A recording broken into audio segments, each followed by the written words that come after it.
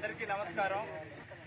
గంగాధర్ నెల్లూరు నియోజకవర్గం కార్వేట్ నగరం మండల కేంద్రంలో కార్వేట్ నగరం టౌన్ పంచాయతీలో ఉన్న యువకులందరూ కలిసి ఒక మంచి కార్యక్రమాన్ని ఏర్పాటు చేయటం, అందులో ప్రత్యేకంగా స్నేహలతకి గత 2 రోజుల క్రితం జరిగినటువంటి అన్యాయాన్ని ప్రభుత్వం దృష్టికి తీసుకురావాలనేటువంటి ఉద్దేశంతో యువకులందరూ కూడా కలిసి ఒక వినూత్నమైనటువంటి కార్యక్రమానికి శ్రీకారం చుట్టారు.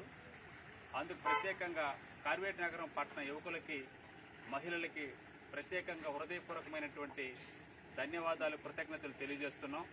పార్టీలకు అతీతంగా ప్రతి ఒక్కరూ ఈ ర్యాలీకి రావాలనేటువంటి ఒక మెసేజ్ తోటి పట్టణంలో ఉన్న వాళ్ళందరూ కూడా కలుసుకోవడం చాలా సంతోషకరం. వాస్తవంగా కూడా స్నేహలతకు జరిగినటువంటి అన్యాయాన్ని మేమందరం కలిసి ప్రభుత్వం దృష్టికి తీసుకొస్తున్నాము. ఆ అమ్మాయికి జరిగినటువంటి అఘాయిత్యానికి ప్రతిగా దోషులకి కఠినమైనటువంటి శిక్ష విధించాలి.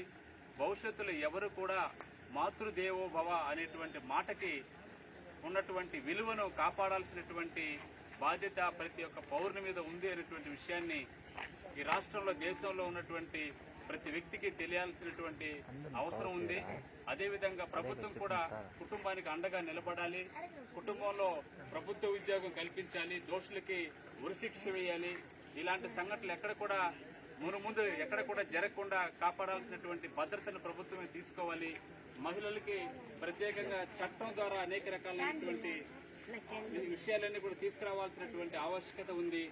చట్టం చేయటమే కాదు, దాన్ని అమలు కూడా ప్రత్యేకంగా ప్రభుత్వ యంత్రాంగం కూడా కట్టుదిట్టమైనటువంటి చర్యలు తీసుకోవాల్సినటువంటి పరిస్థితి ఉన్నది. కాబట్టి రాష్ట్ర ప్రభుత్వం ప్రత్యేకంగా స్నేహలత కుటుంబానికి, అదేవిధంగా అనేక ప్రాంతాల్లో జరిగినటువంటి అఘాయిత్యాలు ఎక్కడ కూడా ముందు భవిష్యత్తులో జరగకుండా చేయాల్సినటువంటి బాధ్యతను ప్రభుత్వమే తీసుకోవాలని మరొకసారి కార్వేట్ నగరం పట్టణ యువతకి, అదేవిధంగా మహిళలకి ప్రత్యేకమైనటువంటి ధన్యవాదాలు తెలియజేసుకుంటూ సెలవు తీసుకుంటున్నాం.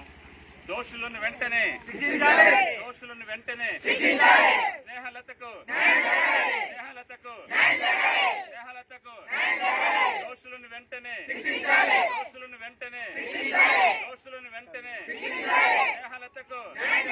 న్యాయం జరగాలి. స్నేహలతకు బోలో భారత్ మాతాకి, మాతృదేవో భవ.